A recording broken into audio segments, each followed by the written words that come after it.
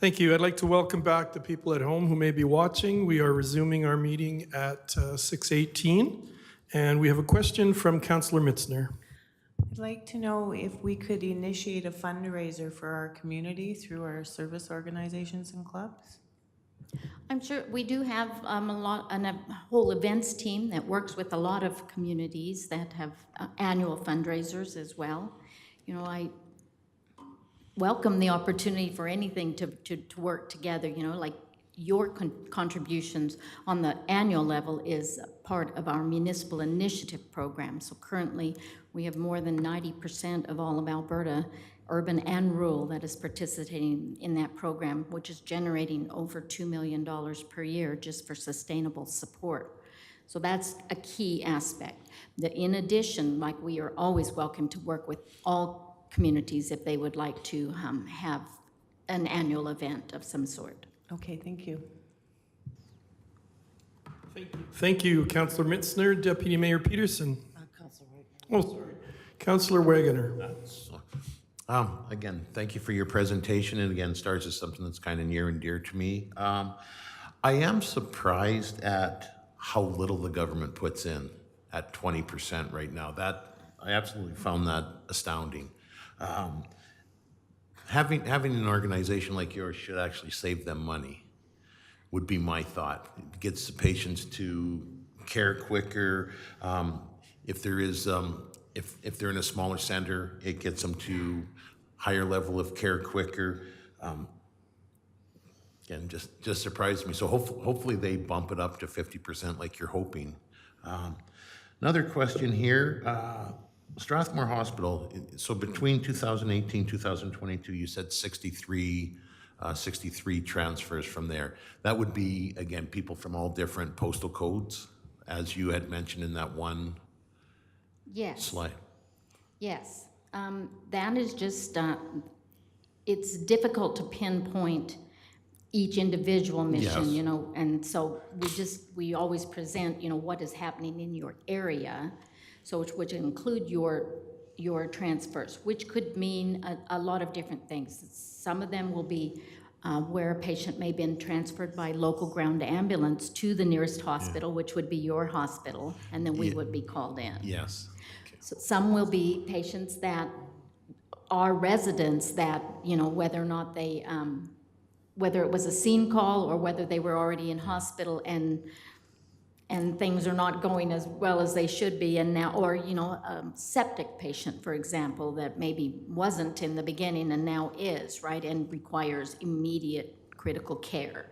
So there's lots of different advantages there, but I think it's important to understand that we all travel, so as a whole, and this is the hospital that serves your entire area, you know, it's really important that we include that gives you a sense of what's actually happening in your direct area. And I appreciate the breakdown of what's happening in the county as well. Are you going to be going and visiting the county on kind of the same mission here? Yes, I've been working with Wheatland County for many, many years. Okay. And they are on they actually have moved to a standard rate of support included in their annual budgets on a standing motion. So we are a line item in their budget each year. All right. Thank you. So, and to top that all off with, Wheatland County and area are one of our regional municipal leaders in the province, that they have every town, and like the little villages are all on support. Great, thank you. Mm-hmm. Thank you, Councillor Wagoner. Deputy Mayor Peterson. Thank you so much for your presentation. I'm following Councillor Wagner's understanding around provincial support, and I'm not in any way thinking about how we detract our support to download it anywhere. But I remember in 2010 when the provincial government sponsored a 10-year plan with Grand Prairie with STARS, and we were all very hopeful at that time that meant that STARS was going to come under a fully funded process under AHS, and it never materialized. And so the 20% funding that evidenced by Councillor Wagner. But it would seem to me, and it has seemed to me for a very long time, that STARS is a critical support system in our healthcare. It provides a service that isn't provided through anyone else, by anyone else, and can't be, and is unique to the system that you're running, and would seem to me to be logical that this would come under the auspice of AHS at some point in time. My question is that municipal councils have an opportunity to move through their urban municipalities and the rural municipalities through their annual conferences to bring forward resolutions that are taken very seriously and then are taken to the provincial government for consideration. And one of the things that I'm wondering if STARS would think beneficial and that we would not be getting out of our lane and getting in your way in any way, that there would be wisdom in a group like the Wheatland County Support System and our Siksika neighbors with whom we have a good partnership to move forward on resolutions to that body to lobby in a really strong and vocal way for STARS to funding to fall under AHS. And I don't know whether you're prepared to offer an opinion on that, and I don't ask for one necessarily, but what I do ask is some future guidance around the wisdom in that, and I don't need an answer today. Well, I appreciate that, thank you. I will say, I've been working with municipal councils across the entire province for 16 years now, and that has grown to where we are at 90% of the rural municipalities. So I meet regularly with RMA zones and things. I just met with Zone 5 here recently as well. So we're closing that loop. Now, there is an opportunity, I would say, on the AUMA side to maybe put forward a resolution where we would have more involvement from the towns, because we're slowly growing that, and a resolution would be very helpful from the urban sector. We did have a resolution in the Saskatchewan government side that they did. They have about 97% participation, you know. It's important to remember several different things. Alberta Health Services is our largest partner, and we embrace that, and we want to continue to work very closely with them. But we would not want to ask for more than 50% support. We've had that opportunity always to be innovative, you know, be the first ever in North America to bring blood on board, to be flying at night. Back in 2002, we were the very first civilian organization to be able to fly at night, and more than 50% of our calls are at night. Like, we want to be able to have that say and to be able to continue to move forward, you know, with the latest in technology, and innovation. So this is where we have agreement with the Saskatchewan government for 50% fundraising, 50% government support. In Manitoba, now they're working towards that model, but originally in 2011, they asked us to come for 1 week on a contract basis to help them with their flood situation. Right. So which is what we did, and then the following year, the same thing happened, and so they asked us again. But this time they said, we want you to come on contract basis, please help us with the flood situation, but don't leave. We will figure this out. So they initially came forward in 2011 with 100% government funding and have been slowly working towards getting their municipalities involved, building community relations and community events and those types of things, right? So they're at about 90-10 right now as they build. So this is where we're hopeful that We'll move to that. Alberta Health Services announcement earlier this year that at some point we will see it change to that 50% to 50%. funding.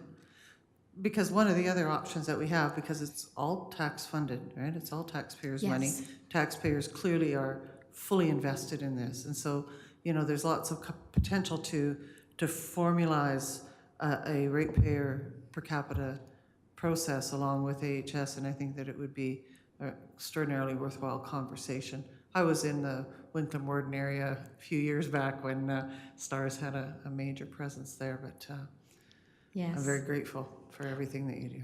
Well, the municipal rate across the province is from $2 per capita Right. to $90 per capita, and everything in between. So we have some significant partners in the municipalities who consider us a lifeline, and they are, you know, putting forward some very substantial dollars. And even the entire northern region on the BC side, from Hudson's Hope down to about Valemont, they are contributing also at an excelled rate. It'd be really interesting to have a conversation to see how we could bring that into a fulsome funded process without getting in your lane and figuring out how to do that.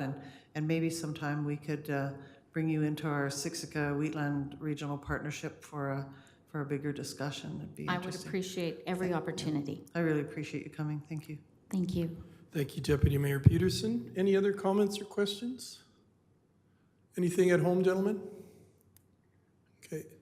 Thank you again for your presentation, and we definitely appreciate all that STARS does in Alberta and specifically in our area, and we look forward to seeing you next week. Absolutely. Thank you for your time. Have a good night. Thank you, you as well. And thank you for the presentation, absolutely. That brings us to item 6, consent agenda, 6.1. Councillors, are you all comfortable with the 2 items that would possibly be brought forward to pass as a consent agenda? Councillor Wiley? I'd like to take 8.3 off the consent agenda. I just have a question about it. Okay. So Jonathan, our procedure then is, do we need to vote on that removal? Or do we just leave it the way it is? Move the consent agenda with just that one item? You could do that, or you could just move to adopt the minutes and then just kind of carry on the agenda without the consent agenda, because there's only 2 items on there. Oh, so just carry on to the regular section. Okay, thank you very much. So we'll move on to 7.1, regular council meeting minutes for October 5th, 2022. Deputy Mayor Peterson? Your Worship, I would move, I would move the minutes of the October 5th, 2022 regular council meeting as presented. Thank you. You've all heard the motion. All in favor? Thank you. And that brings us to item 8, business 8.1, citizen satisfaction survey. Jeff, you're speaking to this. Good evening and welcome. Thank you very much, Your Worship. I'm actually just going to take a real quick moment here just to make sure everything's set up, and then I'm going to introduce the presenter, who is Lachlan Milne from Framework Partners. There we go.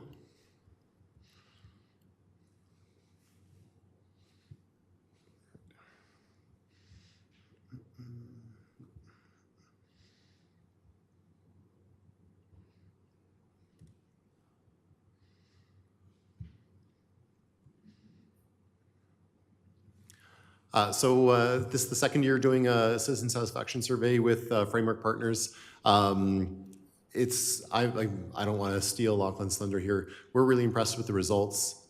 It's something that has proven very popular with the residents here, so we got a really good response on it. Lachlan is here to walk us through the results on the survey. So thank you so much. Thank you, Jeff. Good evening. And we look forward to your comments. Oh, let me just make sure this is set properly. I think Jeff probably made it work and then I ruined it right away.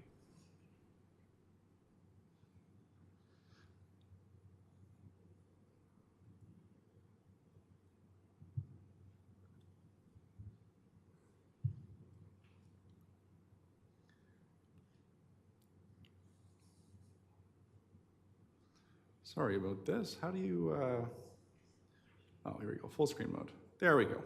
Now we're all set. Okay. Well, first, it's a real privilege to get to work on this survey every year. You know, I've been in Alberta my entire life, and I love it here. I love the towns. I love the cities. I love my province, and It's just a real treat to get to work on things like this. And yeah, so thank you for letting me be of service, and it's a privilege to be here, and I'm looking forward to sharing some positive results for you. This survey, I'll get into our first slide here. This survey started very, very positively. It launched at the end of summer on August 18th, and we had nothing but positive feedback, which, if you are in my line of work, is a shock for you. Everybody emailed me and they said, hey, thanks so much for sending this survey. So fun to get to participate. Thank you so much. My jaw dropped. I have never, people always say, I'm so mad at you, how dare you, but everyone was super positive, and I thought, oh, good. Nice to be surveying in Strathmore again. So very positive from the start.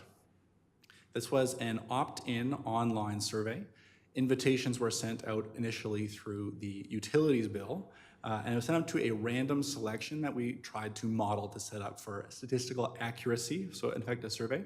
We sent it to 1,858 households, and we asked one individual in the household to respond to it for their entire household, of which 790 responded. Now that number has started to creep up a little bit. I think we're at 850, and as analytics are still going on with Jeff's team and my team, that starts to evolve and continue. Overall, that gives us a margin of error of about 3.1%. We say 19 times out of 20 because as an opt-in online survey, we can't officially say it has a margin of error, just that it's approximately 3.1%. We do an online survey because it kind of meets a few good qualities. One, it's affordable. If you were to do a phone survey for everybody, it starts to triple, quadruple, or 5 times the price for results that are not significantly better. 2, it's convenient to go online on your computer and fill it out. And 3, we can get the results right away. So moving on, we can see it's a very accurate sample. On this slide here, you can see there's a table on the right. It's a breakdown of the communities in Strathmore. The left count is the responses to the survey, broken down by our portion, and the right count is the utilities breakdown. So if you look on the column on the right, you can see there's a delta column, which is the portion that we have in our survey compared to the portion we have in the utilities bill. And all of those numbers are under about 5.7%. You can keep in mind that our margin of error is about 3.1. So all of that is a lot of words to say this is an accurate representative sample. We like to use community as a good way to measure these because communities tend to go across different boundaries. You probably have some communities that are more expensive, some that are a little bit more affordable. You've got some communities that are closer to some services, some are less proximate. And so it tends to cross different lines, and we can say it becomes a representative sample. We didn't have to do any weighting or balancing to the survey data, which is great because that always gets a little bit tricky to make sure numbers don't get wonky or it doesn't go too far out. So everything's positive. It's a very representative sample.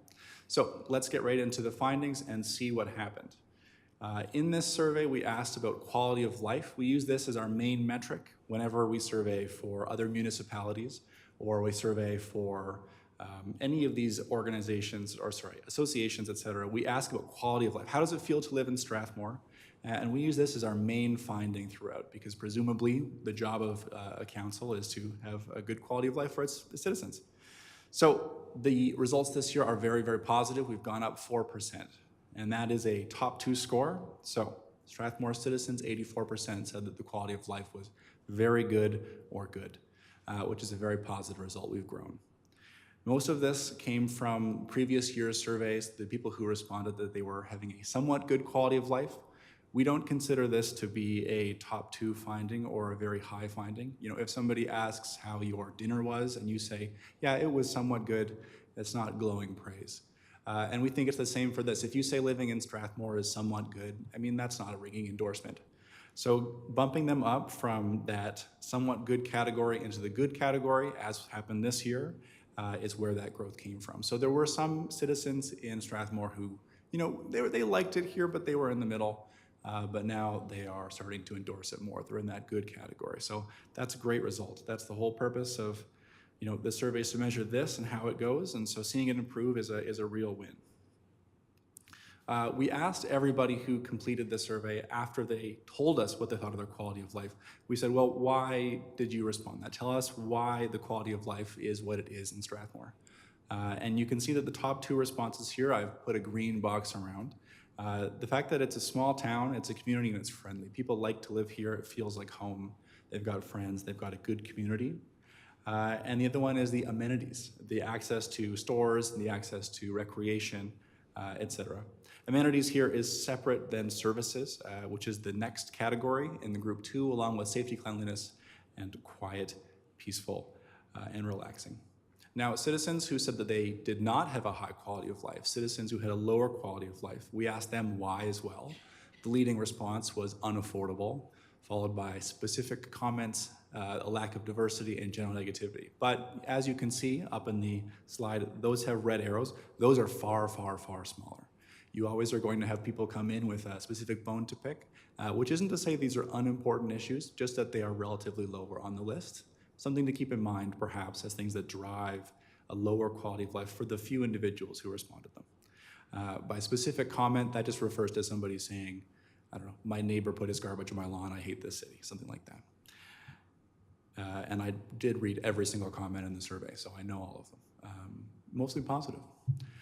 Moving on, we can see a couple of segmentations. Our first big one here is we ask people if they identify as a member of a Black, Indigenous, or person of color's community.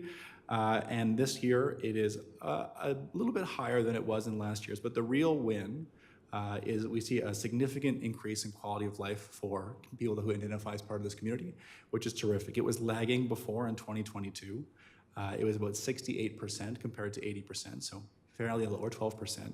And this year there was significant gains, growing to 87%. So right within that margin of error difference, but it's now on par, which is a win. That's terrific. That's a great result. If any segment, regardless of who they are, reporting that it's worse for them to live in Strathmore than another, that's a problem. So seeing them become resolved is fantastic result. Another win here in the survey. Moving forward, we asked people to select what they thought the most important issue was facing their community. We gave them this list here, and we worked on this with feedback from open-ended responses from last year and with Jeff's team and from findings from other municipalities we've worked with. And they had to pick what they thought the number one issue was. Here is their ranking. You can see the largest is property tax at about 38%, followed by new recreational facilities, community safety as the top 3. The gray bars underneath, that is the result from last year's survey, and in 2022 is the result from this year's survey. So you can see with the top 2, they're pretty consistent. Community safety jumped a little bit this year, 8%, but otherwise pretty stable. Some that fell this year were road maintenance, and then the revitalization of general economy, and the employment concerns as well. So when something like road maintenance drops as a primary concern, that can be seen as a couple things. One, other things have come to the forefront and it's dropped in priority relatively. Or two, it's been addressed. I know that in 2021, road maintenance was very high compared to other problems. It was alarmingly high for what it was. And so seeing it drop this year means either A, it's been well addressed, or B, things have changed, or C, somehow things resolve themselves. But either way, it's less important now, which is great. Moving forward, we grouped all of the services offered by the town of Strathmore into 6 categories here, and we asked them how important things were, which isn't included in this deck, and how satisfied they were with each individual. And you know, as overall quality of life grows, so does satisfaction with the services, obviously. And so we can see kind of what services grew more than others. And the answer is most services grew, some by a significant amount. Infrastructure and operations grew this year, so did planning and development, and community services all had significant growths by 15, 10, 10, and 12% relatively. So great results here. It looks like town-operated recreational facilities also had a small growth, and protective services had a small decline. But again, keeping in mind that margin of error number, those are too small to really see as statistically significant, excuse me. So big wins here, and I think infrastructure and operations, plus 15%, is the largest finding. Looking back on the road maintenance drop, we can start to build a story there, maybe something being well addressed. Moving on into the detailed findings, we're going to look at something called a derived expectation gap. This is a metric that we use to look at how we assign our resources, our time, and we calculate this by taking something called the derived importance, or how correlated some service satisfaction is with overall quality of life. It's a lot of words to say. If somebody is very satisfied with service A, does it really impact their quality of life? Some things are very highly correlated. So infrastructure and operations is highly correlated, which is to say, if you're satisfied with the infrastructure, then generally you report that you have a very high quality of life. Now, we take that derived importance and we subtract the satisfaction, and we have a metric called the derived expectation gaps. We have found over the years this to be a very revealing statistic and metric, as it shows how we've allocated our attention. For instance, if something is very highly correlated with satisfaction, but satisfaction is very low, we can say, well, this is really important and we're currently underserving that area.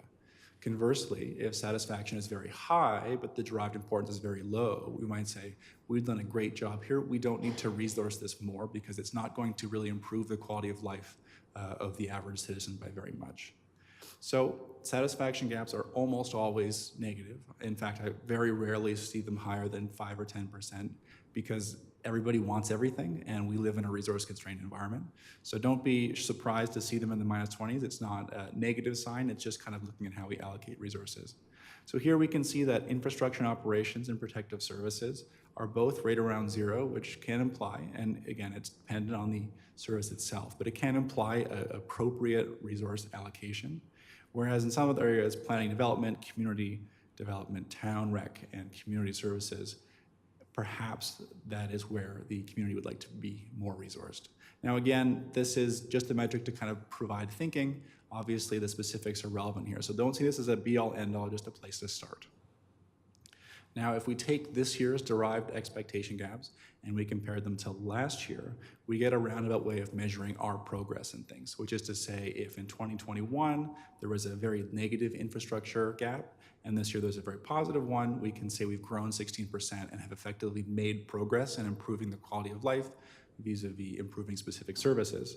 And the results here, again, very positive. There have been some progress made with infrastructure operations, planning development, and community services, whereas community development, town rec, and protective services are closer to the margin of error, so a little bit more marginal. But again, big gains here, particularly in infrastructure and operations. The community has said that that has improved. Fantastic work. Moving on, we asked about specific service satisfaction, so we gave a list of specific areas and services. Included in this are rec centers, even though they're not technically services, they belong to be grouped here. And we just said, how satisfied are you with this specific thing? Pretty similar results in 2022 than in 2021, and mostly gains across the board. There was large gains in curbside garbage collection, so I'm not sure if there was an effort this year or some changes were made, but positive result, as well as road maintenance. And as we can see, 2021, that was a big issue this year. It's not, people are satisfied, they think you've made good progress, and it's quite low down the list, so that's fantastic. Outdoor recreation spaces did decline a little bit, and we're going to see that repeated again in some of the future slides. Not by a huge amount, by 8%, but something to keep in mind. I'm not sure if there was a particular event or things that happened, but something to keep in mind that we did see a decrease there.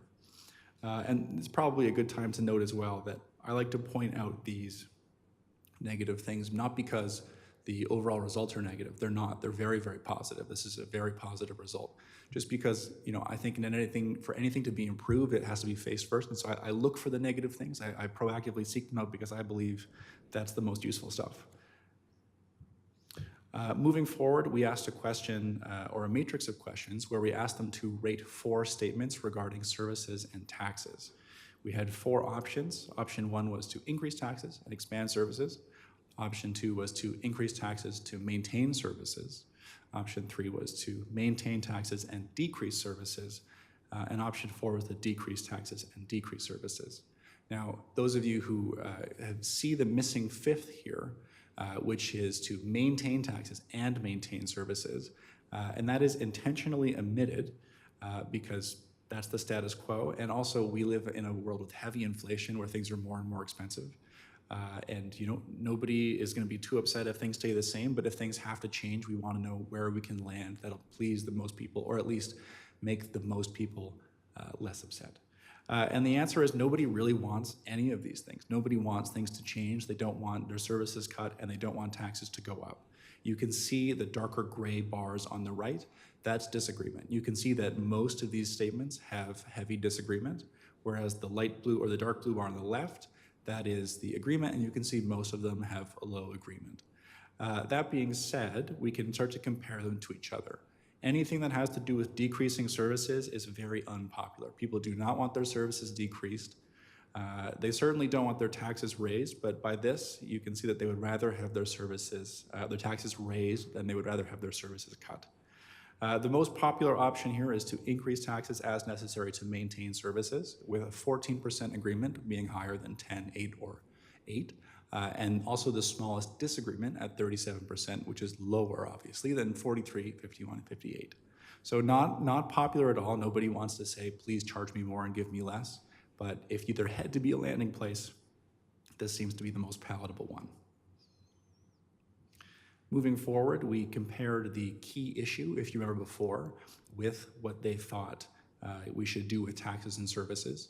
If somebody said the most important issue to them was property taxes, unsurprisingly, they think that you should cut taxes, which is great. I love to see that in my line of work because it means that the data is coherent. But we can look at other topics and other services, and there are other issues to see what we should do instead, which the results are, I think, more informative and a bit more surprising. People who want new rec facilities say, raise taxes, give me more. That makes sense. People who say community safety are pretty even across the board. People who want more affordable housing are in favor of raising taxes. And this was the most surprising finding for me, and the reason I included this slide is people who believe that long-term financial sustainability is the most important issue for Strathmore, they come down largely in favor of increasing taxes to maintain services. They are in favor of it. So maybe our more prudent and responsible, at least in one metric, citizens really believe in keeping services expanding, but raising taxes as necessary, which I find to be an interesting finding. Moving forward, we gave a list of all of the services. Again, we provided the breakdown in the budget, and we said, should we spend more money or should we spend less money? The results overall are about 40 or below 40%, which is to say most people don't think that we should increase spending on these. This is not to say people want more on these, but if you had to spend more money, what would you do it on? The results this year are different than years past, with our leaders being the RCMP, fire services, roads, emergency maintenance, FCSS, and so on. The emergency services, in particular, RCMP, fire, and emergency management, have increased this year. You can tell they've got big jumps, whereas roads has decreased, again, that story, and parks has decreased as well. So not too much data in here, other than emergency services are the most popular perception for where we could spend more money, but nobody really wants us to spend money on any of these in particular. We asked all citizens what they do for their shopping and amenities habits within Strathmore. And recall earlier, we could see that quality of life, the second most common reason for people having a high quality of life, was if they reported that the amenities are supportive. We asked them for grocery shopping, clothing shopping, hardware and household shopping, restaurants, and that's both takeout and dine-in, entertainment, automotive, which is repairs and vehicles and new car purchases. You can tell that most Strathmore citizens, they buy their groceries, household, they eat food here, and they get their car fixed here, but they go elsewhere for clothing, entertainment, and their new car purchases. Maybe not a very surprising breakdown, but one of the most important findings here is that green bar on top, that's the quality of life by segment. Excuse me. And you can see that it's very, very high. It's about 90 to 95%, which tells us that when people spend time in Strathmore, if they don't have to leave their community to get something, it really drives quality of life. We can see that before when people report that having access to amenities drives quality of life, and we can see it here again. If you can stay at home to get everything you need, that makes people belong more to their community and it makes them happier. Moving on, we asked what the most impactful issue was on the quality of life here. It's a different way of wording the question before, but instead of being an open-ended question, we gave them a list of relevant issues. They reported physical health and mental health or individual issues as the most impactful issues on citizen quality of life. surprisingly high this year were crime, housing accessibility, substance abuse, addiction services, and affordable childcare. These align before what we saw with the raise in protective services funding increase, but by far the most common was physical and mental health, making up most of our response. Moving on, many of you will recall that we did a citizen survey, which has a sample survey. We also did a public survey. We've done this a couple years in a row now. This was posted on our Facebook group, your Facebook group, and said, come fill this out, give us whatever feedback you want. This is not a very different kind of survey. We can't say it's a sample survey. We can't say it's representative of any sample statistically. It's not accurate to the overall findings, but it is still an important thing that we do. My theory behind it is, even if it doesn't represent the general person, people deserve a place to share their opinions. They deserve to feel heard, to get engaged in the process. And whatever comments, feedback, or open-ended answers they have, those are just as relevant here. So if somebody has a great idea, this is as good a place as any to share it. So you can see, again, to come back here, the bar on the right, the numbers get much higher. The breakdown for communities is not anywhere near as accurate as the other one. But again, that's okay. It's just important to contextualize these results that it is not a representative sample. This doesn't represent your average citizen, but it probably does very well accurately represent people who respond to your Facebook posts. So that may be a finding in itself. When I was looking through this data to find this sample to see who is this, interestingly, this data is mostly women between 35 and 44 who responded, I think 60 or 70% of the responses to the survey, which is overwhelming. So it represents that group very well. The other ones less so, but it's still an important thing to go through, and we'll look at some of their findings here. The first one, we asked the quality of life for this group, and the result was much lower. It was 61%. This is not surprising at all, and it is consistent with 2021 when the finding was very similar. This is one of the reasons that we do a sample survey, is because if you just kind of put a suggestion box up, the people who go to the suggestion box are people who have something to say, and the people who have something to say are often the ones who have had something negative to have, or they have something that you could improve on. So unsurprising that this is a negatively biased sample, but still important to look through. So just keeping in mind that it is not representative, that the 84% is representative and this one is not. We asked the public survey what the most important issue was for them, and they are very, very similar to the overall survey, which is great. Again, taxes are number one, rec facilities are number two, but there were some changes. Some of the biggest ones were community safety, affordable housing, and emergency services were higher, in some cases significantly, community safety by 8%, and affordable housing by 11%. Whereas roads, revitalization, both of the economy and downtown, and employment were much lower overall. And yeah, that's what I have for the most part. I'm happy to answer any questions. I have another 60 pages of data and slides here. So if you have anything, I'm sure I can answer it specifically. But yeah, thank you for the time. Well, thank you for your presentation and explaining it so well. It's really good to hear that people are seemingly quite happy with Strathmore and how things are going. It definitely makes me feel a lot better. Any questions from council or comments? Councillor Mitzner? Is this survey shared with all the taxpayers? Is it available on our website or? Yes, the public survey is available on the Facebook group. I'm not sure if it's available on the website. You'd have to ask Jeff, but my understanding is that it is not. The sample survey is sent to a random sample of residents. In this case, it was 1,858 households out of the 15-ish thousand that live in Strathmore. And the reason for this is that we can ensure a good sample, and also because we're surveying for a couple years in a row, we don't want to spam people or overwhelm them. So when we have our 800 responses, we have a sample that's statistically significant to represent most citizens. And so we don't invite everybody, no. So it would not be in our best interest to share this? Oh, please do share the public survey. That's a terrific thing. Oh, Okay. sorry. Thank you. Sorry. So Councillor Mitzner, do you mean the results? So the 2021 survey is up on the website right now. This is the first time that it's being presented to council, and as soon as this is being presented to you, then we'll upload it into the citizen satisfaction section of the transparency reports on the website. So that way people can compare there's a 2019 survey, a 2021, and now a 2022 results would be up there as well. Sorry, Lon. No, that's okay. I don't Thank you, think- Councillor Mitzner. Any other questions or comments? Seeing none, thank you again for your report and being able to explain it so well. Thank you very much. That brings us to item 8.2, Property Tax Relief Policy Number 1812, which is found on page 84. Good evening, and if you wouldn't mind introducing yourself to our at-home audience and us, I guess, too. Have you all met? You have, because I was away that, yeah, thank you.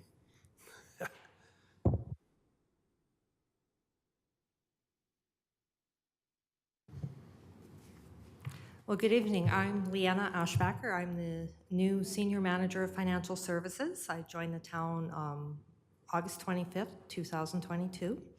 It's been a pleasure to work with the town so far. One of the things I see here is all the positivity.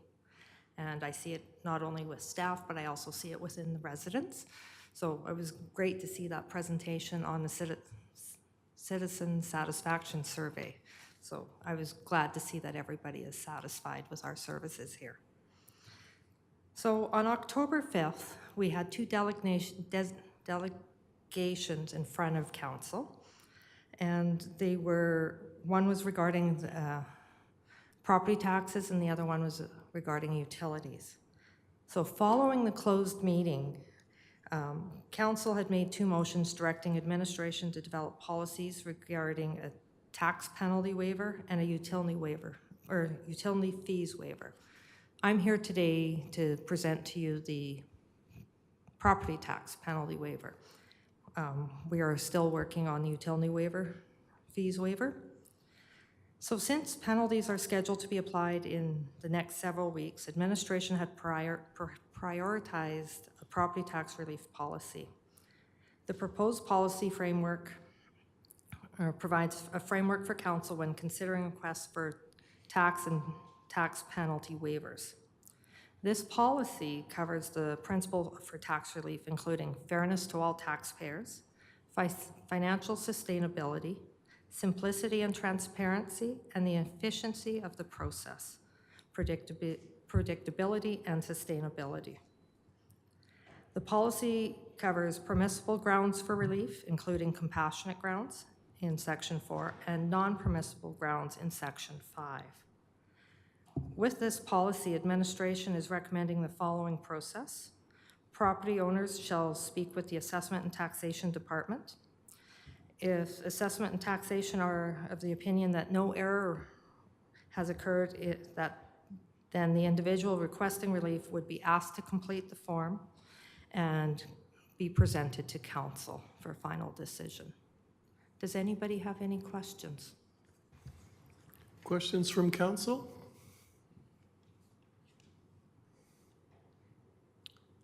Seeing none? And hearing none, Deputy Mayor Peterson? The only question I have, and I think that it's pretty clear, but I was thinking if the public were to read this, that it just might, if you provide some elucidation around it. And that is on page 2 of 10, or page 88 of the council package on 3.3.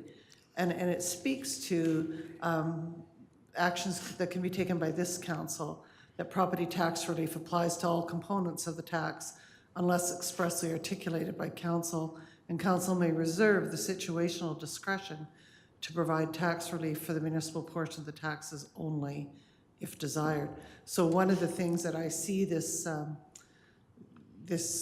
policy 1812 doing is creating a system that is very dedicated to justice for everyone.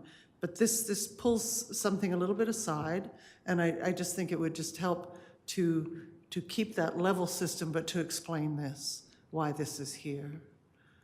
This is here for fairness and transparency for all residents and for council.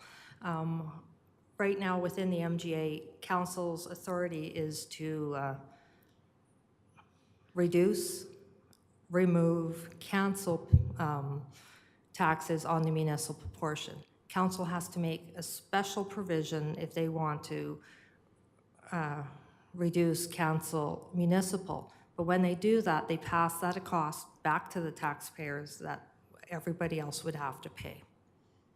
Thank you, that's a really good explanation, so that if council takes over the discretionary power granted to them under this, they are distinctly passing on the cost to the taxpayer. That is correct. Thank you so much. Thank you. What I like about this policy is the fairness that it's definitely equitable to everyone, and there are steps that can be taken to, if they have a difficulty, they do have steps they have to go through to try to get some relief, but I like the fairness of this. Any other comments? Anything at home, gentlemen?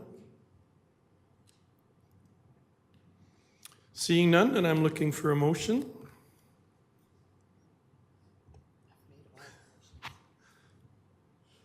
Councillor Wegener? Sure. I move that council adopt the property tax relief policy number 1812 as presented in attachment 1. Thank you for that motion. Now that you've heard the motion, is there any further discussion on that? Seeing none, I'll call the question. All in favor? And that motion is carried. Thank you for your presentation. And that brings us to item 8.3, Strathmore Agricultural Society 2022 Funding Agreement. Good evening, Mark, and welcome. Thank you, Worship and Council. Tonight I'm here to speak to a funding allocation request from the Strathmore Ag Society for their Celebration of Lights Festival for the year 2022. As indicated in my report to Council, in 2019, the town agreed to a 3-year funding allocation with the Ag Society for $10,000 per year. This amount has been budgeted in the 2022 budget, but because of the changes in the budget process for the town, and now that we're having this night for all these service groups and organizations to request funds moving forward, there's a funding gap for 2022. It's our request and our hope that council supports this to continue to support the Ag Society, and following the allocation and the meetings of next week for the organizations, that a new multi-year funding agreement can be budgeted or can be coordinated with the Ag Society. That's the end of my report, Your Worship. If there's any questions of council, I'm be glad to answer them. Thank you, Mark. Questions for Mark or comments? Councillor Wiley? Hi, thanks, Mark. I'm just wondering about the total amount that the Ag Society receives from the municipality each year. So I'm aware of the 25,000 for the Stampede and then the 10,000 for the Festival of Lights. Is there any other money coming from the town for the Ag Society? Through the chair, I'm not aware of any specifics. I'd have to speak with finance to determine if there's anything else, but I'm only aware of the sponsorship with the Strathmore Stampede, as well as up prior to this year, the funding allocation of the 10,000. And then when the Ag Society presents next week with all the other groups, are they going to be requesting for both the Stampede and the Lights? Through the chair, my understanding is that they may only speak to this funding allocation, but I could be mistaken. It's because it's a different. Through the chair, my understanding is that that's a 3-year agreement that has been approved, so the next 2 years are already pre-approved by council. The rodeo one. Correct, yes, the Stampede. Yeah. And then, of course, the Ag Society understands how next week is working, like that process is clear for them. It's my understanding. I've had conversations with them throughout this process. They've had some preparation, obviously, to understand what council may be asking, is where this money has been allocated to for the last previous years. And I believe they have some previous templates that administration has produced, and so they may come forward with a presentation to speak to the merit of these funds. Great, thank you, Mark. That answers my questions. Thank you, Councillor Wiley. Deputy Mayor Peterson. I just have and I don't know if you know the answer to it, but I'm trying to remember, Mark, what the previous presentations on the celebration of lights had talked about number of people coming through their gate. Do you remember the number? Through the chair, I don't recall it. You know, last time we had things, a formal presentation was prior to COVID. I know one of the funding agreements and an accountability report asked for the number of people that are impacted by this dollars, so I'm sure they'll be coming forward with that information. If not, I will ask them to pull out that. Yeah, I just have and I might be wrong, but I remember that it was, you know, around 20,000 people that had come through that, but I'll be looking forward to hearing from them. Yes, please. Thank you, Deputy Mayor. Any further questions at home or here or abroad? Deputy Mayor Peterson? Your Worship, I would move the council approve a funding allocation of $10,000 for the Strathmore Agricultural Society Celebration of Lights for 2022. And in speaking to that, Your Worship, I just know that the amount of money that we put in pales in comparison to the replacement costs for all of the lights, the thousands of hours of volunteer work that goes into setting those up, and the extraneous celebratory things that occur around that piece. $10,000 is a great bargain for that partnership. Thank you. Thank you, Deputy Mayor. Now that we have a motion on the floor, is there further discussion? Seeing none, all in favor? Thank you. Thank you. That motion is carried. We have a large bug that's been... It's a drone. I'm pretty sure it's a drone.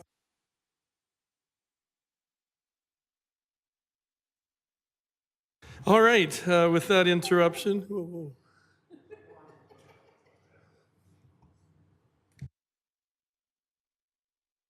That brings us to item 9, bylaws, 9.1 land use bylaw amending bylaw number 22-25.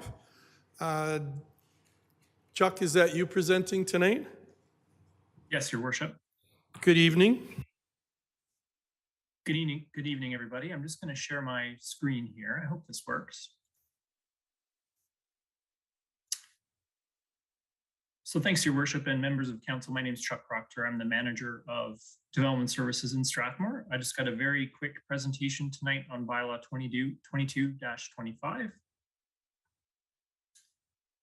So we've received a land use bylaw amendment application in Strathmore. The subject parcel is on your screen. It's in Green Meadows Crescent. To get your bearings, the top left of your screen is Madison Court. The lot fronts onto Green Meadows Crescent, backs onto a rear lane, and then Centennial Drive. So that kind of neck of the woods. A subdivision application recently occurred in 2020, 2021, which created this new parcel outlined in red. The original land use designation is R3, and it remains R3 high density today. The parcel that was created outlined in red is smaller than your typical R3 site. The site is too small for an apartment, essentially, and would require large variances exceeding 50% to the site area and width. To fix the issue, the owner is pursuing a redesignation, which will facilitate the development of a duplex housing. So a district overlay is proposed, and it's going to contain, or proposed to contain, all the provisions of the R2 low density district. So it's existing R3, we're proposing a district overlay R2 low density with a slight amendment to the minimum site width. It's currently 15 meters regulation, and we're proposing 13 meters, so a slightly smaller version of an R2 lot. Staff believe that the proposed district and the use are appropriate considering the existing development and densities found on Green Meadows Crescent, which is currently a mix. And then we just have a very easy motion recommendation for council tonight that first reading is given to bylaw 22-25 and that council direct administration to schedule a public hearing for December 7th. Thank you so much. Thank you, Chuck. And just as a reminder for council, you could ask questions on the process of this, but this motion would really just give it first reading and then direct it to a public hearing. Any questions on the process?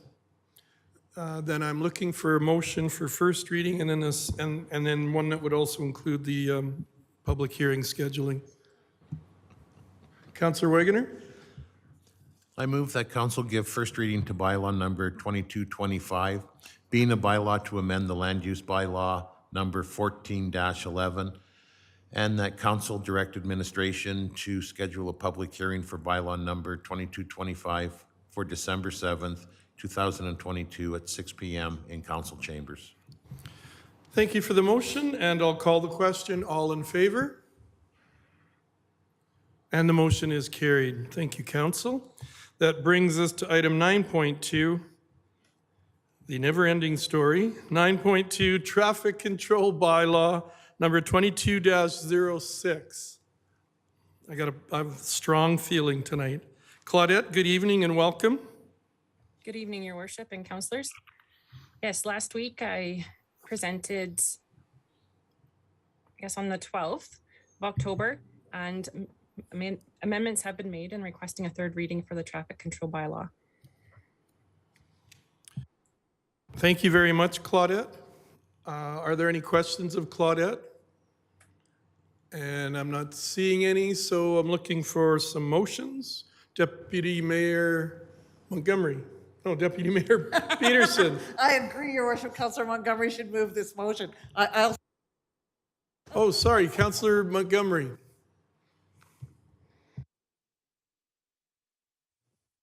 Can you hear me? We sure can. All right, great. So do I just move that council amend section 15.1 idling of traffic control bylaw number 22-06 to state a person shall not cause, permit, or allow a vehicle to idle for more than 30 minutes total on any highway or at any location closer than 10 meters to a place designated as an educational institution, recreation center, or medical facility. So, Jonathan, just for clarification, are we doing these one at a time then, and then there's a motion for third and final reading? Thank you, Your Worship and Council. I would recommend that they are done separately for Okay. just because if we get into third reading, it might complicate Perfect, matters. thank you. So you've heard the motion from Councillor Montgomery. Any discussion on that? Councillor Langmaid? Thank you, Your Worship. Not so much discussion, but just a quick explanation of why I can't support this amendment. First, I want to thank administration for your patience and your support as we've worked through this. I know it's been a process for us, and I want to clarify that I have no significant concerns with the bylaw as it stands right now. I think it looks good and have no further concerns with the exception of this proposed amendment to idling policies. Our strategic plan identifies climate resiliency and environmental stewardship as one of our 6 focus areas, and rolling back emission reduction policies within this bylaw just doesn't align with those strategic priorities for me. I really do believe that the actions of each individual person and what we do collectively as a community can make a difference and help reduce our impact on the environment and ensure that we have a livable planet for the future for all, for us, for our kids, for our grandkids, and for our 10 times great grandkids. And I know this might seem like a very small thing, whether you idle your truck in the driveway or not, but for me, it's about the direction that we're headed, and I don't believe that this aligns with that. So that's why I can't be supporting this amendment tonight, but thank you very much. Thank you, Councillor Langmaid. Deputy Mayor Peterson. Your Worship, I will support the amendment, but only because discussions that were held in this council chamber spoke quite eloquently to working on climate efficacy. We all know that that any kind of idling bylaw is extraordinarily difficult to police, to monitor, or to oversee, but it is a beginning. And so my hope is that by bringing this in, and that when we see that it is not a mitigating factor, that it will move us to working in a much more profound way on climate efficacy in our community. And so I am prepared to support it because of that. And I really thank the hard work of Claudette and this council on bringing mindfulness to the whole subject, and I appreciate that. Thank you. Thank you for that, Deputy Mayor. Are there any further comments? Seeing none, I'll call the question. All in favor? And all opposed, sorry. Okay, the motion is carried. And Deputy Mayor Peterson. I would move that council give third and final reading to bylaw number 22-06, being the traffic control bylaw. Thank you for that motion. All in favor? That motion is carried. And looking for one final motion. And I would move that council direct administration to develop an educational program on emissions and idling. Thank you for that. All in favor? Oh, sorry, questions. So you have a question on the motion? Yes, please. Okay. I'm just wondering if administration would give us any sense of the cost of that education program. Or if we should put a maximum amount on the cost. Claudette, would you have any information on whether there would be funding or in-house funding or, sorry, Claudette, Mark has his hand up. Okay. Through the chair and your worship, I think we can develop a plan with our comms team that will be at minimal cost, nothing but staff time to educate the community on idling and the changes involved in that. Thank you for that. Claudette, did you want to add anything to that? No, I echo exactly what Mark just spoke to. Okay, thank you. Councillor So Lang. just so sorry. I understand, so all this is we're agreeing that they will develop a plan and then later we would vote on the cost or what exactly is this? So Count. what we've done, oh, go ahead. Sorry, Mr. Scoble, and then I'll go to Claudette.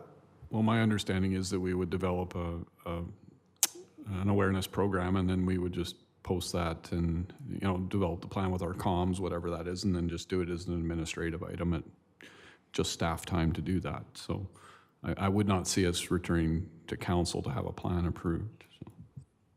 Does that help, Councillor Wiley? Yeah, I mean, I don't understand if it's a 10 hour of administration work or 100 hours of administration work. I'm not sure what I'm agreeing here, but if administration is comfortable with this, like, are they going to give us a recommendation on this? I haven't had a presentation on this or what this is exactly. So question then to administration maybe is what do you foresee being the education program looking like? What kind of a situation would it be? And is this something administration is recommending that we do? Well, I think we're fine doing it. I don't see any budgetary impacts, like something, you know, we'll be able to develop it. I don't see it taking a lot of time. There's a lot of awareness programs out there, and I guess I would caution against precedents of approving a communications plan because you'll have about 6 of them every council meeting. So. Does that help, Councillor Wiley? Yeah, so I didn't hear the word. So is administration recommending that we go ahead with this education program on admissions and idling? Mr. Scoble? Well, I think that was kind of what we were hearing from council collectively without formal direction. So we would undertake that. It's like I said, I don't see it as a significant undertaking. There's lots of awareness programs on idling and emissions and climate change. Okay, thank you. Thank you, Councillor Wiley. Councillor Langmaid. Thank you, Your Worship. I just wanted to comment that I think this would be fantastic. I think education is a great place to start.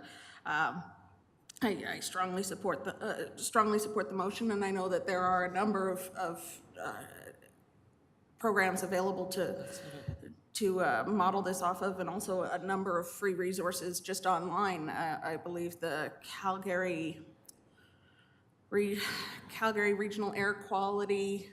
Pardon me, but I don't have the formal name in front of me, but there is the Calgary Regional Air Quality Zone, and they have provided online a number of free materials that can be distributed by municipalities and used in communications to encourage the reduction of idling in our community. Thank you. Thank you, Councillor Langmaid. Deputy Mayor Peterson. Your Worship, Councillor Langmaid is being modest. She belongs to the Climate Council of Canada and the Prairie Caucus on climate, and so she has access to an enormous amount of resource that is free to the public, and and has a broad application across the country. Nothing too surprising, but in an educational perspective, very useful. Thank you, Your Worship. Thank you, everyone. Thank you. And we do have a motion on the floor about the education program. So if everyone's comfortable, I'll call the question. All in favor? And the motion is carried. That brings us to item 10, Councillor Information and Inquiries. 10.1, questions between councillors and/or council statements. I only have one question, and I've discussed this briefly with Mr. Scoble, and it's just a question from a resident wondering if we could, if we're thinking of having the traffic advisory board coming back, and I think you had some information concerning discussions with our staff sergeant. Yes, I guess I would advise Mark Pretzlaff and I have spoken with the detachment commander, and I guess we can come back with some additional information where I think we would be looking at an evolution of traffic, more into a community safety type committee. So, and then I think that will correspond well with the community survey this evening. There was a lot, that was mentioned a couple of times, community safety there. So, thank you very much for that. Item 10.2, boards and committee reports.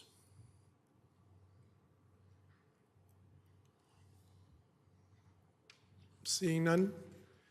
That moves us to 10.3, question and answer period. No questions or answers? I guess that's my one question. Administrative inquiries is 10.4. We have no administrative inquiries. We have no notices of motion. We have no correspondence. So we're just looking for a motion to go in camera. Councillor Langmaid. Thank you. I'd like to move that council move in camera to discuss items related to sections 23(1)A and 24(1)A of the Freedom of Information and Protection of Privacy Act at 7:24 p.m. Thank you very much. All in favor? And the motion is carried. And to the people at home watching, thank you for being with us, and good night.